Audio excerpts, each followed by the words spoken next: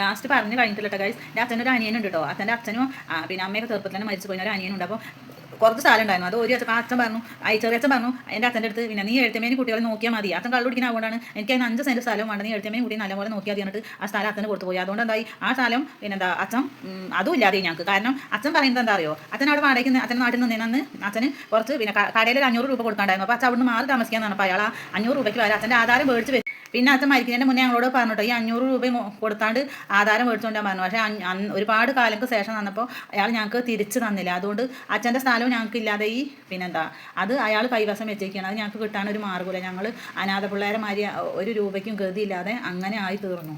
ഈ അച്ഛൻ്റെ പെൻഷൻ കൊണ്ട് അമ്മ ജീവിക്കുന്നുണ്ട്, അത്രേ ഉള്ളൂ കേട്ടോ. അച്ഛൻ ആ സ്ഥലം അനിയന് പോലും കൊടുക്കാതെ അച്ഛനത് അതും നഷ്ടപ്പെടുത്തി. അതാണ് ഉണ്ടായത്.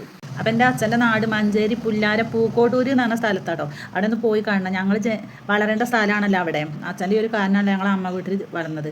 അപ്പം ഞങ്ങൾക്ക് അതൊന്ന് പോയി കാണും. ഒരു എക്സാം ഉണ്ടായിരുന്നു PSCൻ്റെ മോക്ക്, ചെറിയ മോക്ക്. അപ്പോൾ ഞങ്ങൾ ആ അവിടുത്തെ സ്കൂളൊന്ന് പോയി കണ്ടു കേട്ടോ.